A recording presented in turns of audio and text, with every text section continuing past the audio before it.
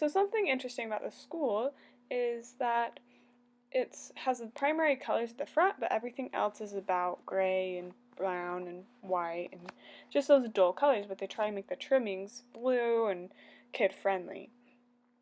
But what's funny about this is that it reminded me a lot about the article from the School to Prison Pipeline, where they would talk about the schools being like prisons and replicating how the prison system worked.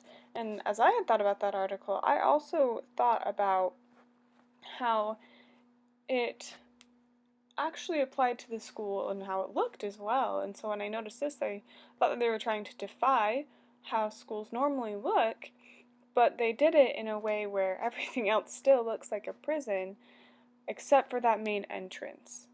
And I thought that was really interesting. So onto this next picture, there you can see there's two signs, one's in Spanish and one's in English. What was funny about this was that whenever I went in there, and I don't remember a time that it wasn't like this, the one in English was pointing the opposite direction than the office actually was, and the Spanish one was pointing the right direction. So what was funny about that was that the people who spoke English, they would always go to the other way, and I noticed this a couple times, and I would correct people. But I also thought about it a little bit more, and I thought about the microaggressions that were talked about in a couple of the articles. And I thought about the people not only that spoke English that didn't go the right way, but all those who didn't speak English or Spanish, which I had a lot of those little kids in my class who didn't speak English or Spanish. Their first language was a different language, and I kind of wondered to myself how their parents got around the school and how they would have understood where to go if one arrow is pointing one way and another arrow is pointing the other way. But what was more than that was just the fact that I think they didn't mean to do this, but they put a picture that this school was a Spanish school. And it was full of people who spoke Spanish, and those were the majority and the important ones in that school. And that made it a little bit different to the kids, and even the kids would talk to me about this sign sometimes in the front, and they'd say, yeah, we know that the Spanish is the majority here. We're just the coolest. And I always thought there was something really off about that. These locker pictures were really interesting to me because I worked at an elementary school, and I have never before seen an elementary school that had lockers in their hallways. And so when I walked into this one, I noticed the lockers, and I thought how kind of cool that was that they had lockers, because I always wanted a locker when I was in elementary school because I thought the bigger kids were so cool.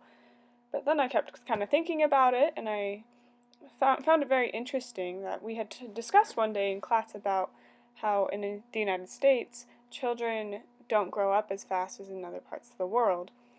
And I had thought about these lockers kind of makes the child have to grow up a little bit. It makes them say, okay, you're responsible, you have lockers.